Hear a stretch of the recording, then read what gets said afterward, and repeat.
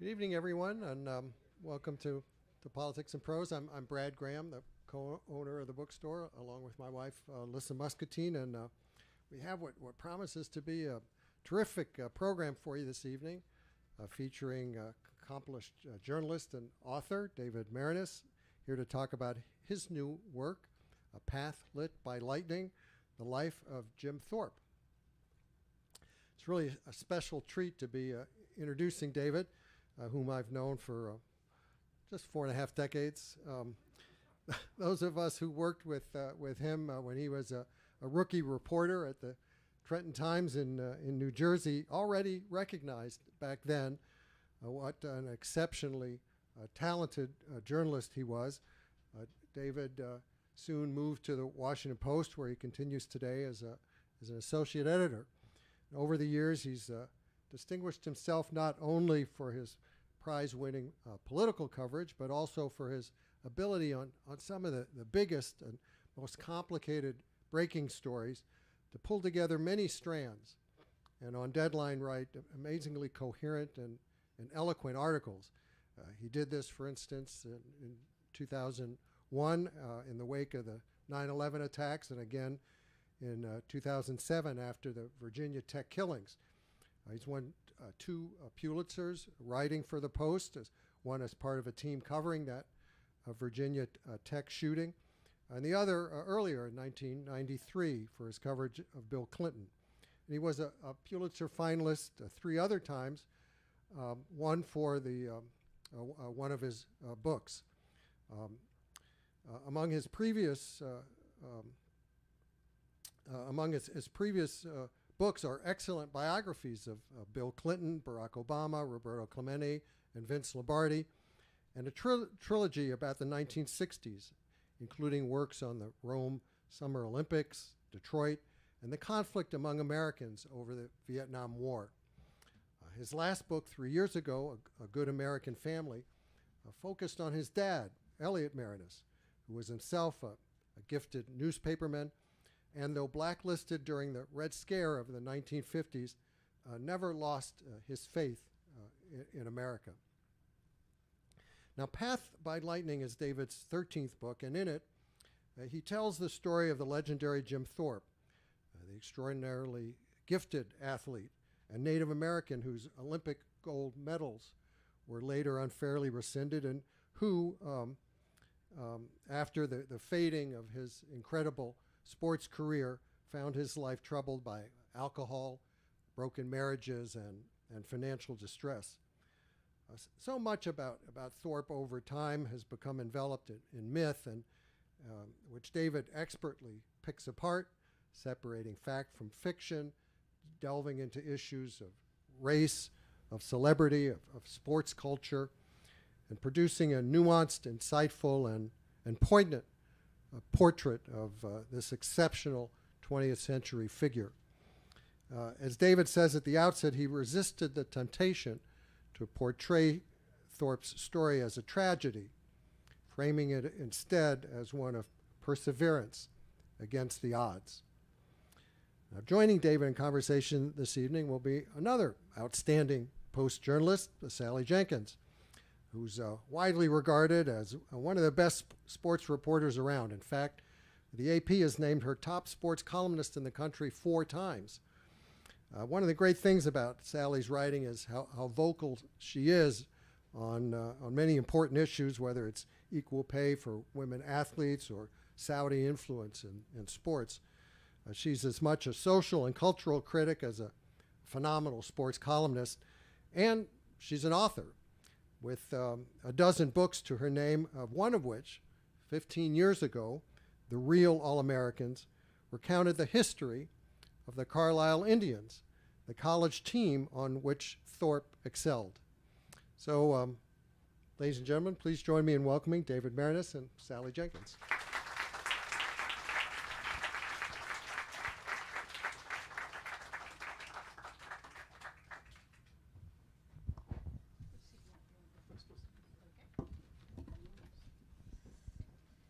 Hello, everybody.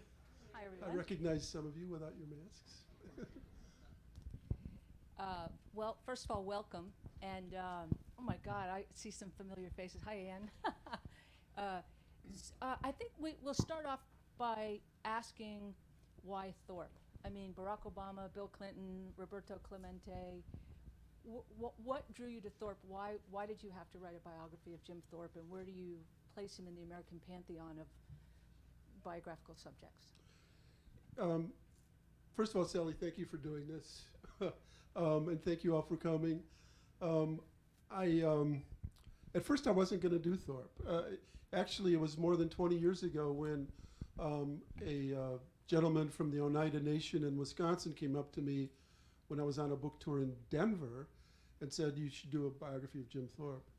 And I just had so many things on my plate, I really didn't even consider it. Plus, I don't like to do something that someone else has told me to do.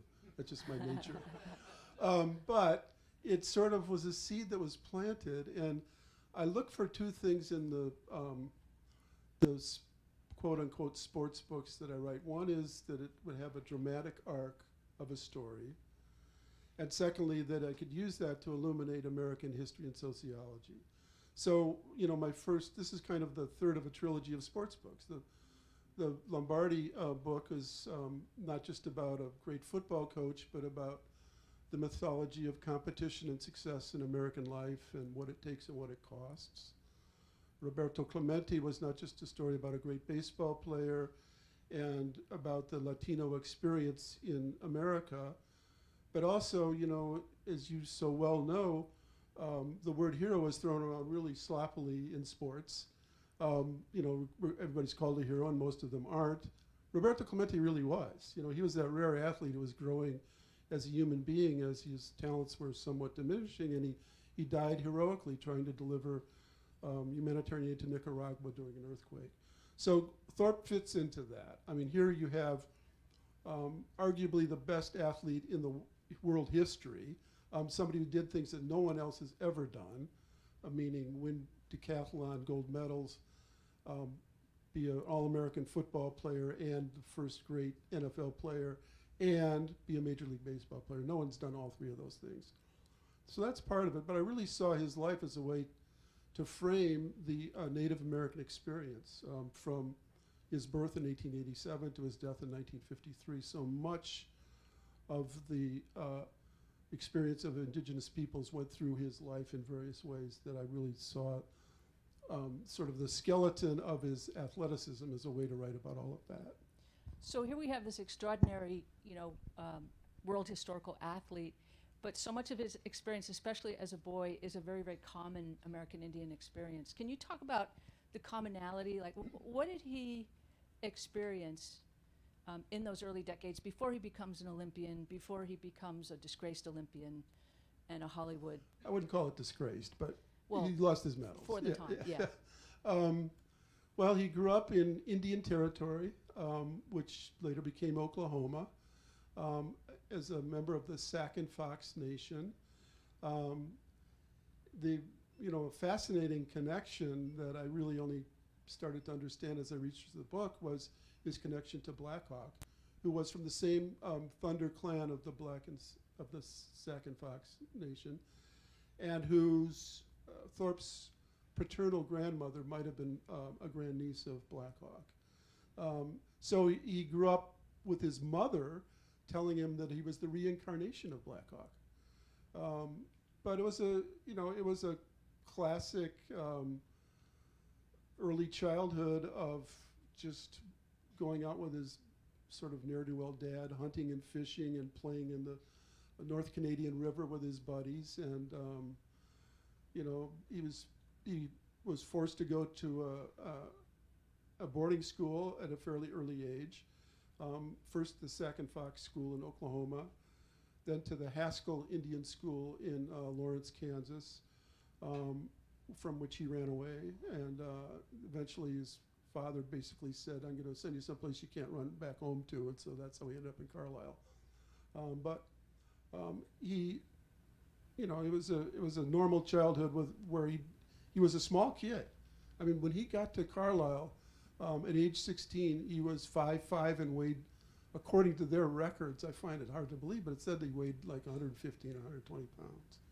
And he grew into this beautiful human being. But anyway, so he really wasn't known for his athletics as a child. He was, he just was known for hunting and fishing and just goofing around with the other kids. There's if the Carlisle Indian School records are at the National Archives, you can go look them up, and I'm sure David pulled the record just like I did, and there's a notation that leaps out immediately under Thorpe's student file. It says Bolter, right? Because he was always running away from the Carlisle School. Well, they all were. I mean, you have to understand that the young people who were sent to the boarding schools were sent there basically against their will. So let's talk about the meaning of Carlisle and the boarding school experience in terms of American Indian.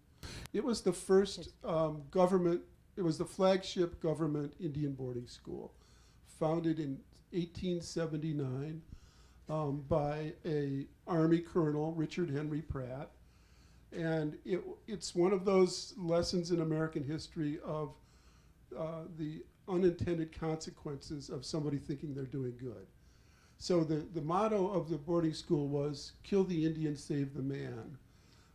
And Pratt thought that he was, after decades of literal genocide against Native peoples, particularly in the Plain States in the West, that this was a way to assimilate them into American mainstream white society. And that was the point of that boarding school, of all the boarding schools. The first wave of Lakota Sioux who came to Carlisle thought that they were they were 10, 11 years old. They were going there against their wishes. Their parents wailed into the night the day the steamboat left from South Dakota. They thought they were going to prove their bravery and to die. So, and then they stuck there, and their hair was cut off. The attempt was to rid them of all of their Indianness, to take away their religion, their culture, their language, and dress them, of course, in the clothing of the U.S. cavalry. In so many ways, it was people who thought they were doing good. There were a lot of Quakers and do-gooders who were involved in these boarding schools, and they had no clue about the real sociological damage that they were doing. But it's more complicated than that. It's easy to there were a lot of awful, cruel things that happened in the boarding schools, but there were also, over the generations, people who went through those boarding schools who then became Indian activists and leaders in various ways. And of course, for Thorpe, and for many of the young men of his generation, it was athletics. He's only known today because of Carlisle. If he hadn't gone there, nobody would know him. So one of the school teachers at Carlisle was a woman named Sarah Mather, who, just as an example of a do-gooder, she was Harriet Beecher Stowe's best friend, and she came out of the abolitionist movement. They really did think they were doing good, but doing the most horrible. One of Pratt's sayings was, "I'm a Baptist" when it comes to what. Do you remember that saying? You dunk them into the white society until they come out. Hold them under until they're totally immersed in white society. That was the notion. Of course, there were so many things in American history that were going on at that era that were even worse, in terms of slavery, and American Indians went through genocide. They went through a horrible discrimination, but they were not segregated against in the same way that African Americans were. And we can get to that later. That's why Jim Thorpe could play Major League Baseball at a time when no one else could. But yes, there was a lot of these people thought they were doing good, and of course, they weren't. Pratt had been a commander of the Buffalo Soldiers, actually, out west, but he refused to mix the Carlisle students with some of the abolitionists-founded black academies. Well, instance, Hampton right? Institute was where there were both Indians and African Americans, but at Carlisle, interestingly, there were some African Americans there, but they were pretending they were Native Americans. Yeah. because it was actually a little bit easier. And so some of the Jim Thorpe's, one of his closest friends, Sylvester Long, was actually an African American, but went by the name Longlands, and went into a very successful career as an Indian actor and a explorer and writer until finally he was exposed decades later. Yeah. I've always felt that the football program at Carlisle was like a super subversive experience for the Indian kids. I mean, I really felt like they commandeered football for themselves, and they used it quite intentionally to try to compete with the Ivy League schools. Harvard, Princeton, and Yale were like the Alabama and Florida State of their day. I mean, they were the major powers, right? And so when the Carlisle Indians would play Yale at the Polo Grounds, it felt to me when I was researching it like, you know, holy shit, what a subversive sort of thing to take on to start a football program at Carlisle. Did you feel that way? Well, I think that the players definitely felt that, but there was a lot of different elements to it. One is that they were also a carnival show, and they were a huge attraction to all of these other schools. I mean, Yale and Harvard and Penn and Syracuse. When the Carlisle Indians came, it would sell out, and they would, you know, they'd make their money off the Indians, which was part of the whole, you know, I mean, this was the era of Buffalo Bill Cody and all these traveling shows, and the Carlisle Indians were kind of part of that. But the players themselves, who were, by the way, terrific. It wasn't just Jim Thorpe. There were a lot of really great athletes on those teams, as you know, before Thorpe and during his era. They knew what was going on, and they had a very subtle understanding of how white society was using them and viewing them. And one of them, Leon Boutwell, said later, you know, that he knew he could get away with things because they were Indians, you know, and they'd think, well, whites will just accept that we're crazy Indians, so, you know, they could do things that they might not have done otherwise. You know, so much of there's so much hero worship, as you said, around sports, and there's so much hagiography. I mean, one of the things that's striking about when you go back and look at early biographies of Thorpe is that it's mostly children's literature. They're kids' books, right? Why do you think more biographers haven't tackled Thorpe? And then the second part of my question is, what's really true about him, and what did you find to be the greatest myth about him as you were working through the biography? Well, to start with, as I write in the preface, when I tell people I was writing a book about Jim Thorpe, I can't tell you how many people said, "Oh, I read about him in 4th grade." Right. You know, literally, scores of people said that to me, and still will say it. So he was the one Native American figure that could get into that sort of, you know, the libraries of America. But of course he got in there because he was a myth. You know, it wasn't the real story about him. Tell us a good true story about Jim Thorpe's athleticism. What could he really do? You know, I'm gonna jump ahead a little bit, and I know you're gonna ask me about her anyway. Okay. But one of his teachers at Carlisle, and this is just phenomenal, as Yeah. you know, was Mary Ann Moore, the great poet, who lived in Carlisle with her mother and her brother. She was kind of, you know, she'd just gotten out of Bryn Mawr. She hadn't started her brilliant career as a poet yet. And she taught business classes at the Carlisle Indian Industrial School. And Jim Thorpe was in her classes, as was Jim Thorpe's first wife, Iva Miller, and many of the football players. And Mary Ann Moore, you know, this little thing, I mean, she was maybe 5 feet and 80 pounds, loved sports. And she would go down to the field and watch Jim practice. And she had a description of him that I thought was better than any sports writer who ever wrote about him. She wrote, "He had a kind of ease in his gait that is hard to describe, equilibrium with no stricture. But couched in football, he was the epitome of concentration, wary with an effect of plenty and reserve." He was electric in his athleticism. And you know, the cover of my book is from Stockholm, where he was an Olympian, and you just see it radiating from his face, this incredible electricity, Yeah. I would call it. You know, as an athlete, you know, in football, I don't know, you know, when you talk about an all-around athlete, I don't know if there's ever been an all-around football player like Jim Thorpe. Right. You know, I mean, he was a left halfback, a terrific running back who ran in a way that scared the hell out of people trying to tackle him. He was a great defensive back in college football. Now the Jim Thorpe Award goes to the best defensive back.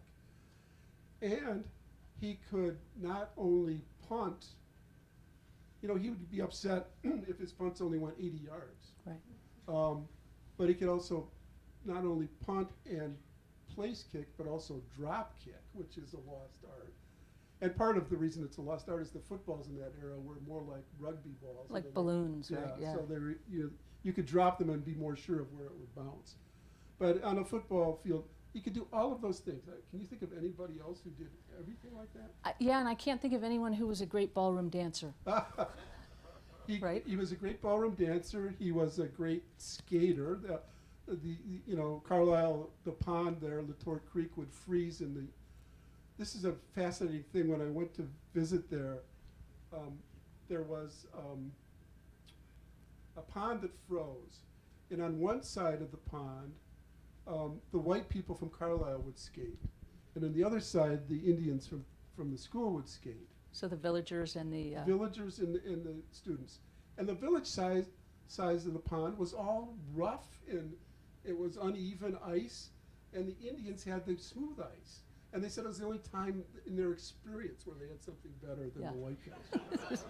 But anyway, Thorpe was such a good skater that, you know, this is probably, I mean, it's not apocryphal, but it was probably for promotional reasons. But a Canadian hockey team offered him to play professional hockey. So, you know, yeah. apparently he was also good at marbles. I couldn't quite document that, but I heard it. And billiards. And, yeah, right. They There's did a- have a billiard table there. There's a story that he could, from a standing stock still, that he could jump on top of the pool table. That his hops were so good that he could. Yeah, as I a mean, that's stunt. how that's how he started with his hops, right? I mean, the sort of famous incident of 1907 when he's not playing athletics at Carlisle yet, and he's coming off sort of his work duty that day in his overalls, and sees people doing the high jump, and you know he's not dressed for it, and he jumps higher than any of them, over 6 feet, and Yeah. the word gets to Pop Warner, the coach, and that's the beginning of it all. The thing that I think stopped me from, I think the thing that stopped me from even considering a biography of Thorpe is the second half of his life is so hard, right? Narratively, how do you conquer the depressingness? You know, where did you find the endurance in him and the dignity in him, and what sources did you have to go to find that stuff? You know, actually, Sally, that's the reason I wrote the book.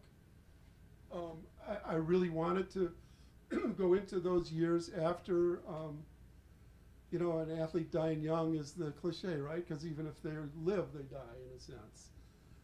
But I saw in that story, first of all, he played sports, you know, until he was 46. At age 45, he was traveling with a semi-pro baseball team called Harjo's Indians, based in Holdenville, Oklahoma. And they would travel the country and play against the Pittsburgh Crawfords and all of the great Negro League teams, and went to Brooklyn and played against the Bushwicks and all of the great semi-pro teams in the East. And Thorpe hit over 300 at age 45, and but anyway, there was still another 30 years after that, and in a sense, as I was researching it and writing it, I kept saying, "Come on, something good's got to happen, right?" And then I realized what the good was, and it was that he kept persevering. Right. And that he encountered everybody in the world during those years. He goes to Hollywood. He went to Hollywood, and that was really, if there was a point in the later part of the book where you see something bigger in Thorpe, it's in Hollywood. He went there actually at the end of this crazy Bunyan Derby, which, this is the Depression, and this publicist in Chicago developed this idea of getting people to run from Los Angeles to New York or from New York to Los Angeles nonstop. And in the middle of that, he recruited Thorpe to be sort of the MC, and so they were somewhere in Illinois or Missouri. Thorpe joined them and ended up in California, and he stayed there for the rest of his life, basically. But in Hollywood, he started to get roles, bit parts, sometimes credited, often not. But he emerged as a leader of the Native American actors in Hollywood who for years had been struggling not just to get the studios to present Indians as something other than evil and unaccomplished and uneducated, but also to actually allow real Native Americans to play Native Americans, which the studios often did not do. They would hire white people and put grease paint on them, and so Thorpe became the spokesperson for the 200 or 300 Native American actors in Hollywood during that period, and really was quite outspoken about that, and really you could see his sense of identity strengthening over the course of the rest of his life.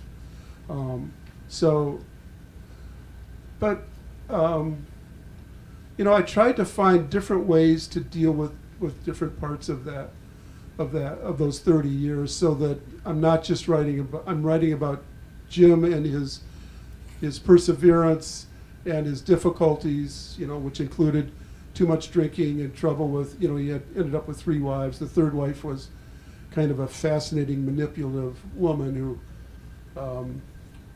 in some ways was good for him, in some ways horrible. So I wanted to write about all of that, but also look at the way that the country was changing around him and the way the Native American experience was changing. And, there's a period in the 1910s when it was thought that the Native American experience was over. There was a famous statue that you've probably all seen called the End of the Trail, of an Indian slumped on horseback.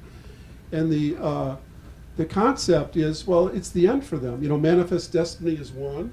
The Indians have lost. They're goners. And it didn't happen. That the Native Americans somehow survived. Their numbers have risen from a low of about 260,000 into the millions again. And Jim Thorpe survived for all of his difficulties, some that he brought on himself and many that were brought on by society. So I sort of saw that thread moving through the rest of the book. You call him Jim. Do you feel like you got to know him? I mean, it gets personal, right? Over the course of a book? Yeah, it's interesting what happens with a character. My first book was about Bill Clinton, and you can't think of anybody more sort of difficult to figure out, in some ways, for the good and bad in him. And so I decided, there are times, chapters where I hated Clinton, chapters where I really admired him, and that was him. But I said, well, he's just my character, whatever he's doing, good or bad, I want to understand him. And so that deepens into friendship? Not friendship, no, not with him. It's neutral, I'll put it that way. But with Thorpe, I felt that I ended up with a sort of a deep affection for him. So, Yeah. I mean, I call him Jim for other reasons, but that's good enough. You know, he's, at least to me, when I was researching him, he's quiet, he's kind of laconic, he's Yeah. not, he had teammates who were much more loquacious. That's another thing that scared me off of trying to do, you know, a deeper dive on Thorpe. How did you find him? I mean, how did you find him? Who did you You know, find the him through? interesting thing, Sally, is that there's an interview with one of his buddies, Pete Kayak, who says, you know, white people would say Jim Thorpe was laconic and didn't talk much, but for an Indian, he talked a lot. you know? Right. So it's all relative. But yes, I mean, my main fear, obstacle from the very beginning was how deep inside this human being can I get? You know, athletes are more difficult than some others for other reasons, because of the sort of the documented case of them, you know, letters and so on. But luckily, the Cumberland County Historical Society bought a whole batch of Thorpe's letters, and they became part of the public domain. And so I had those, and they're very revealing, in my opinion. You deal with them in 2 chapters, and then the Smithsonian's Museum of the American Indian in Suitland, they have an archive, and one of Thorpe's daughters, Grace, her papers are there, Yeah. and they have a lot of letters that both Jim and his third wife Patsy wrote to Grace, and that. So, luckily, I found enough of that sort of documentation that was contemporaneous that I felt more comfortable getting into that. I have this theory that in every biography of a well-traveled subject, if you read something you've never heard before and you go to the footnotes, the source is usually a woman that nobody bothered to talk to before.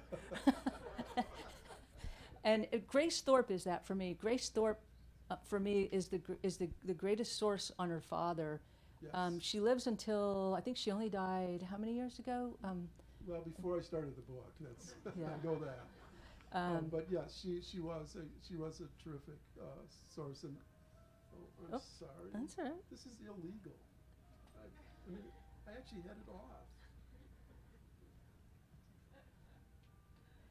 My son, I'll get him later. So I'm sorry. I'm going to finish up my section of interrogating you and turn it over to other people by asking a Grace Thorpe question.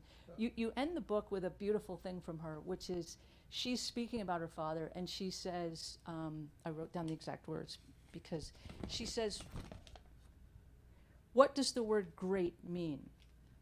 And she proceeds to try to answer the question, but how do you answer the question in regards to Thorpe?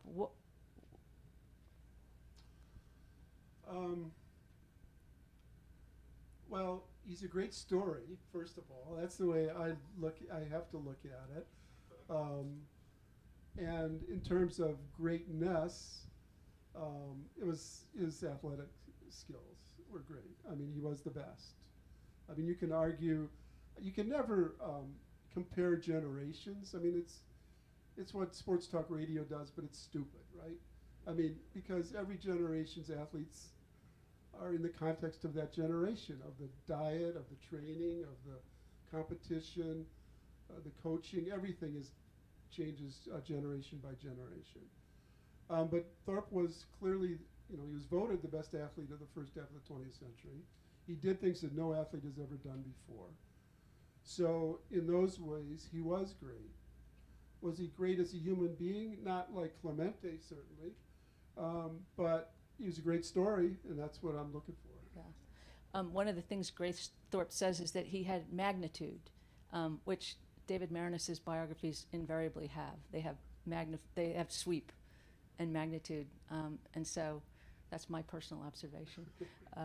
But should we open it up to Thank you, Sally. the general? Wait, microphones. Yeah. Yeah. I have a question. Could you step to the mic, please?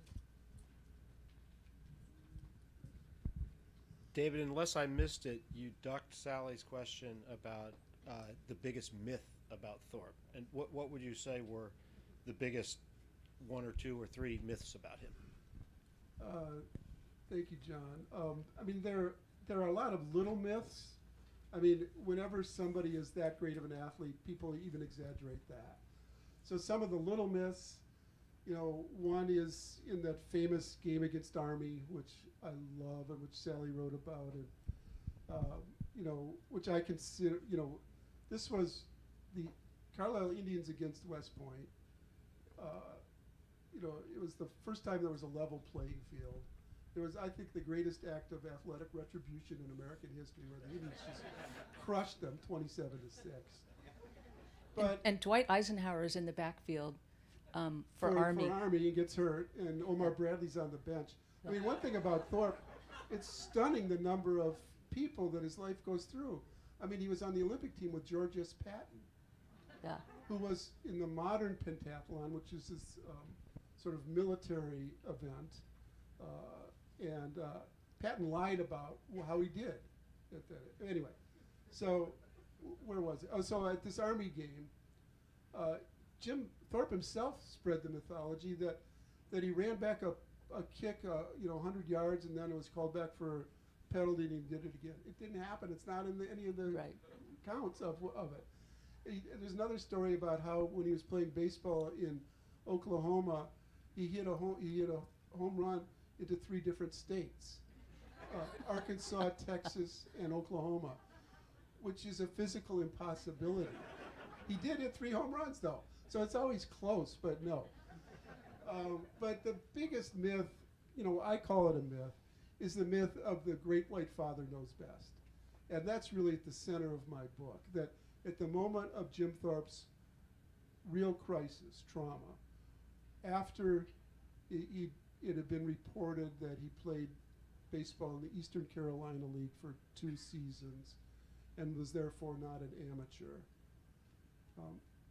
All of the white power figures who knew what he was doing lied about it to save their own reputations, including Pop Warner, his coach, who it was one of Warner's closest athletic friends who scouted the Indians and sent them to the Eastern Carolina League.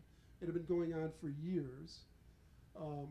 During Jim's 2 years when he was playing baseball, there were several times when he encountered Warner, and Warner's not going to say, what has my greatest football player been doing while I'm losing football games? He knew exactly, and Right. tried to get Thorpe to come back. James E. Sullivan, sort of the iconic, the Sullivan Award is given to the greatest amateur athlete. He was then the head of the Amateur Athletic Union and the head of the American Olympic Committee. He was also on the board of advisors at Carlisle.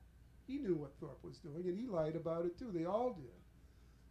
So, you know, I hate the cliche of thrown under the bus, so I'm not going to use it even though I just said it.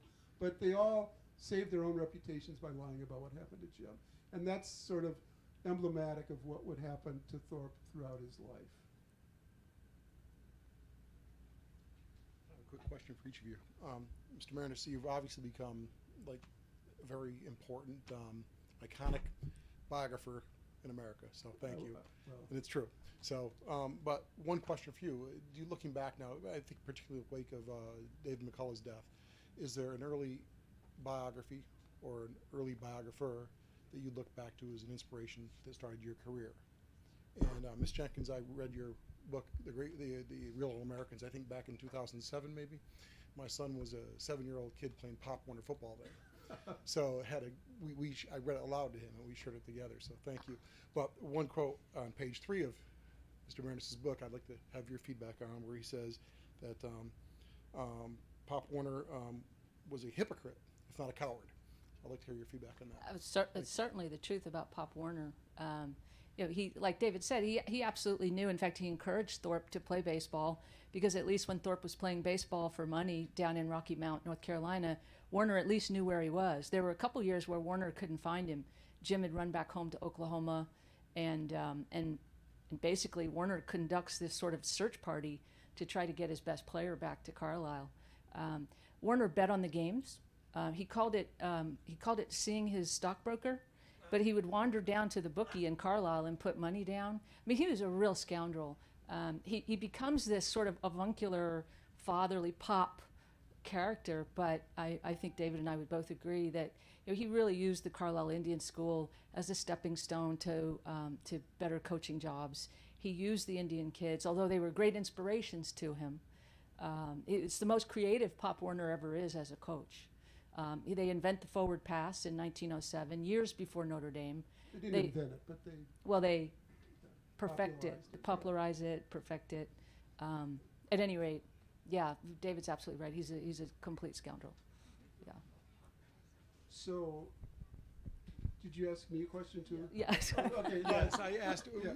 is there an early inspiration to use Yeah. a biography or a biographer who influenced your journey into this avocation? Kind of obvious, I guess, but I would say, as a biographer, it's Robert Caro. I could never match him, but I mean,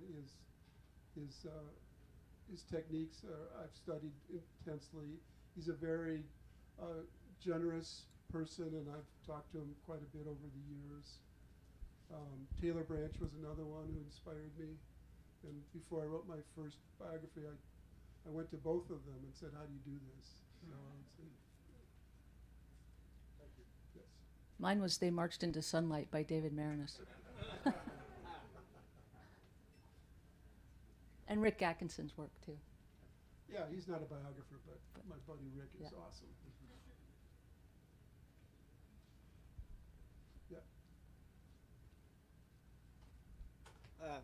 I'm from Syracuse, New York, so I can ask this question. Great. Any comparison, and it's a difficult thing to do, I know where you're going. between say Jim Brown or even a female Babe Dietrichson or Rafer Johnson?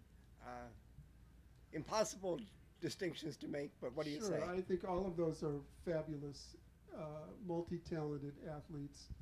Jim Brown could, he was a great lacrosse player and a football player. I think Babe Dickerson was amazing. I think Bo Gibson in the modern era could probably could have won a decathlon along with his great football and baseball. So, yes, I love all of those athletes for all of those reasons. And since you're from Syracuse, yeah, I mean, Jim Brown was incredible. Well, Just wanted to say my ancestors played against him for Princeton and Yale, and they all played summer baseball. Uh-huh. They all got money for it. And speaking of Dwight Eisenhower, by the Yeah. way, he played under the pseudonym Wilson in the mine Kansas it. State League. yeah, it's pretty funny. But anyway, so the idea that the Indian gets nailed for this, Yeah. while the white guys walk away, is appalling. Right. Yeah. And also, too, can you talk a little bit about the pentathlon and the decathlon in one Olympics? People don't quite Sure. understand these are 15 separate events wrapped into two. It's probably one of the most amazing athletic feats in world history. That alone, and then he wins the national football title in the same year. Is that correct? Do I have Yeah, that right? 1912. I would call Jim Thorpe in 1912 the greatest single year of any athlete ever. Yes. Getting back to your relatives playing baseball. I mean, the thing about Thorpe and the Eastern Carolina League is that he didn't play under an alias. He played under the name Jim Thorpe. His name was in the paper every day. That the Rocky Mountain Railroaders and the Fayetteville Highlanders, the second team he played for, were playing, against Raleigh and all of the other teams in that league. And everybody else, the saying was that there are more aliases in the Eastern Carolina League than aliases of gunmen in New York. And they called it the Pocahontas League because everyone was named John Smith. Except for Jim Thorpe. He played under his own name. Without guile. Yeah. Without guile. As to the Olympics and the pentathlon, I mean, you're right. The pentathlon came first. He just wiped out the field in those 5 events. Including Patton. No, that's a mistake. People think that Patton was in the modern pentathlon, which is Uh-huh. a completely different set of events than the pentathlon. The modern pentathlon had rifle shooting, running, swimming, all kinds of things that aren't in the other. Equestrian. And Patton, by the way, claimed that the reason he got a low score in the rifle shooting is that his marks were so good that they went right through the first bullet and nobody could see it. It's complete BS. But anyway, so the Thorpe won the pentathlon and then the decathlon. Another thing I love about that is that another competitor on the American team, which I always found hard to believe, was Avery Brundage, Yeah. who's the villain in almost all of my books. Yeah. But Brundage, I mean, I think of him as this, obese, fat cat, cigar smoking, world traveler, Olympic potentate. He was actually a very mediocre decathlete who competed against Thorpe in those Olympics in Stockholm. And I love this fact. He quit. Avery Brundage, who has this, this aura of it's just for the competition, and shouldn't be nationalities, and it's just the participation that counts. He was getting beat so badly by Thorpe that he quit after 7 events. Wow. But in those, this is not quite mythology, but there were 2 events where Thorpe competed with the wrong shoes. The mythology is that somebody stole them. In fact, he probably lost them or misplaced them. But nonetheless, he and Pop Warner had to devise these makeshift shoes, which they found somewhere that they didn't match. One was bigger than the other. So Thorpe competed with wearing 3 pairs of socks on one shoe, on one foot, and another on the other foot, and he still won that event. Yeah. Incredible. Yeah. Quick one for you, Sally. You wrote one of the great books about coaches ever, Pat Summitt, and the contrast You're only as between- good as your material. Well, So- you aced it, and I think for those of us who coach, it's been a great, not quite a Bible, but a North Star. How do you contrast her to Warner and the other coaches that were involved with the Carlisle Indians?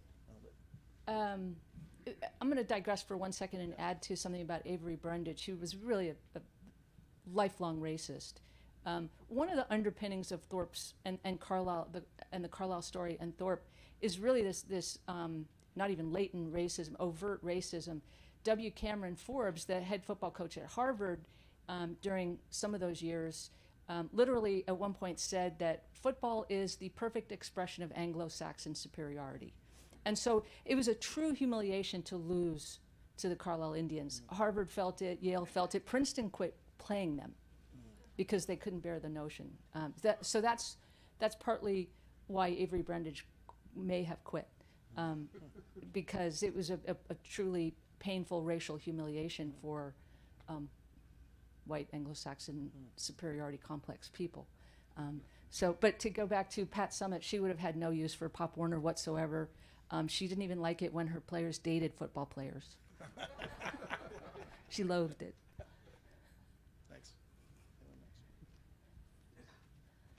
I've known David since elementary school. We both went to Randall School in Madison, Wisconsin, and then West High School. He was a good friend of my older brother, who's 1 year Still older. have. Dan's a Yeah. wonderful- So, do you have anything positive to say about the Indian schools? Well, it would be counterproductive to say good things about them because overall they were bad. So, yes, as I said, I think that despite their cruelty, their crudity, all of the problems with those schools, much like anything else that Native Americans dealt with, they figured out how to survive it. Just like the football players figured out how to play that game. And many of them came out of it and went on to law schools and to graduate schools and became the leaders of the American Indian movement over the course of many generations. you talk to any Native American today, and they'll say, "Oh, my grandfather or my grandmother went to Carlisle or to one of the boarding schools." There are gradations of them. Some of them were really horrible, and Canada has been dealing with that in the last year. Some of the awful ways that Native Americans in Canada were sent off to these schools against their will and had all of their culture drummed out of them. Deb Haaland, the Secretary of the Interior now, is a Pueblo Indian, and I was able to visit her at the Interior Department and gave her a copy of the book, and she talked about her family's connection to the Indian schools, and she has also undertaken a serious Interior Department study of the ramifications of those schools and the ill they did. But you know, life is complicated. There were some good things that came out of it. For the most part, it was well-intentioned, awful stuff. And sometimes not well-intentioned, but yeah. They were hotbeds of malnourishment, for one thing. I mean, there's a graveyard of 200 kids at the Carlisle Indian School. There were epidemics. Thorpe was probably underweight from Haskell. He was probably malnourished from his Haskell experience, It's very for instance. quite possible, yeah. You're absolutely right. The waves of pneumonia and trachoma and a lot of different diseases of various sorts went through those schools. But And then there's people like Albert Exendine, who was one of the great Carlisle players, who thought that Carlisle was a formative experience, and Richard Henry Pratt, he called the headmaster of Carlisle the greatest man he ever knew. So it's a very mixed bag experience. well, the first group of Native American, of Lakota Sioux, who went in 1879, included Luther Standing Bear, who wrote a book about his people, and you know, he's the one who said that I thought I was going there to die as a 10-year-old. He later was a staunch defender of Richard Henry Pratt. So yeah, it is. And another one would have been Ben American Horse, Yeah. the son of American Horse, who was probably one of the most lethal combatants among the Lakota. Ben American Horse plays Yale at the Polo Grounds as a star in the Carlisle backfield in New York City, and ends up going home and becomes a tribal leader at Pine Ridge.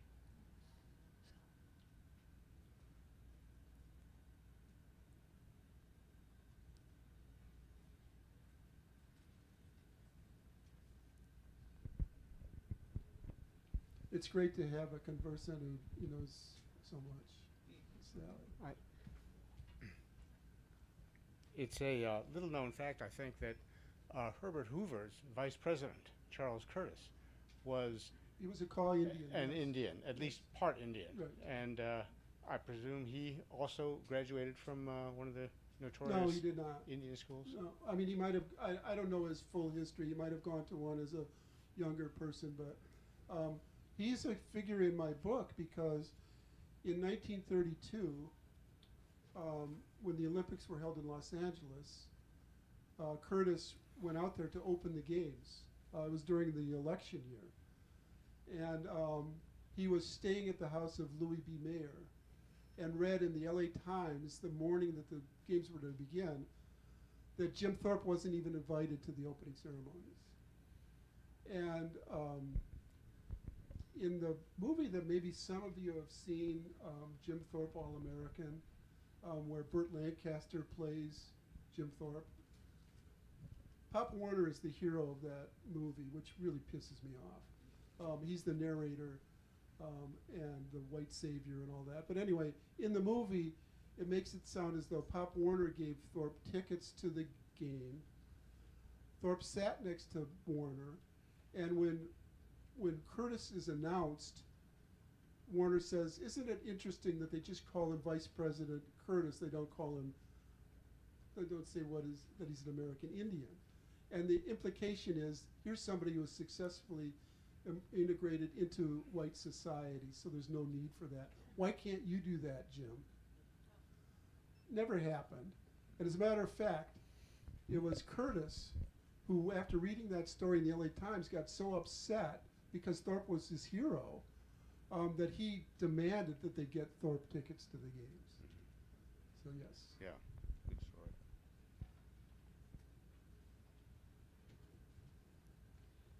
story. Can you give us your take on the recent reinstatement of the medals for Jim Thorpe? Sure, 110 years too late. Yeah. Okay. But I mean, what caused it? Oh, you it know? had been, well, first of all, it was a two-step process, or maybe many steps, but in 1983, before the Olympics were to be held in Los Angeles, there was a lot of pressure to finally deal with Jim Thorpe. It had been building over several years by then. And the Olympics did a completely half-assed, as Sally so eloquently wrote in one of her pieces for the Smithsonian, a half-assed job of sort of giving the children fake medals and not restoring his records, but saying that they resolved everything. So it didn't. It was bogus. And then, that was 30 years after Thorpe's death, and then he keeps going. And finally, this year, because of some strong lobbying by lifelong Thorpe aficionados, and Anita de France, who's on the Olympic Committee, was a very strong proponent, they finally did it right and made him the record holder, put all his records back in the books.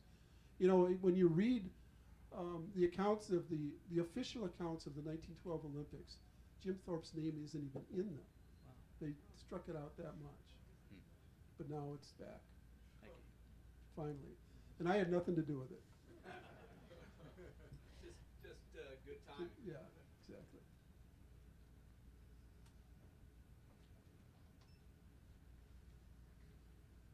Question for both of you. In your research for your respective books, did you ever get an impression from all the folks you've interviewed what the impressions of the Washington football team's name was? And secondly, what do you think all of your biography subjects have in common? I love that question because, in fact, the Washington football team started out as the Boston Redskins, and the coach of that team was a teammate of Jim Thorpe's and the assistant art director at the Carlisle Indian Industrial School earlier, Lone Star Dietz. And Lone Star Dietz, who was held up by Danny Snyder, the jerk owner of the Redskins, as sort of the reason why they were called the Redskins in the first place. Lone Star Dietz was a fake Indian. He was born in Wisconsin to white parents, and he pretended he was an Indian his whole life until it finally was revealed. But that's how the name started in Boston when Dietz was the coach. He was eventually fired. They moved to Washington and were the derogatory name from then on. So yes, I mean, one of the first people I interviewed when I did this book was the great Suzanne Harjo, who has campaigned for decades, to change those names, and she knows that story. Yes. I might be wrong, but was one of the myths about Jim Thorpe was when he received his gold medals, he just said, "Thanks, King." Yeah, thank you for bringing that up. I don't know where that started. Even the fact of King Gustav of Sweden saying, "You, sir, are the greatest athlete in the world," it's not in any of the reports. He might have said it, but there's no audio of that, and there's no none of the. I looked through 15 of the major newspapers the next day, and none of them said that he said that. He might have. But then it was that Thorpe responded, "Thanks, King," which is fun, but he didn't say. He said, "Thank you." He said anything. I have a question. Did you come across any film of Thorpe as an athlete? There's movie film of him. Very little. There was a, this was my COVID book, so, my motto has always been go there for all of my books. I go to the places and sometimes live there. And this book I couldn't. And one of the places I couldn't get to was Stockholm. But I felt like I was there because I found this incredible 2-hour documentary of those games that was put together by a modern documentarian, Adrian Wood, who spent years doing it and reconfiguring the old Path and newsreel film into modern video so that you feel like you're really there. It's incredible. And it's 2 hours of that, and there's some Thorpe there. But there's not too much that you can see. No, I mean, I wish the best I could do was Marianne Moore's description. The New York Times also said he moved like a breeze. Yeah. That was one description of him. Well, he moved like a breeze, but he also moved like a thundering horse. Yeah. Yes. Well, thank you both, David and Sally. Hope you've all been inspired to read David's book. Copies are available at the checkout desk. He'll be up here signing. Please form a line to the right of the table and help our staff by folding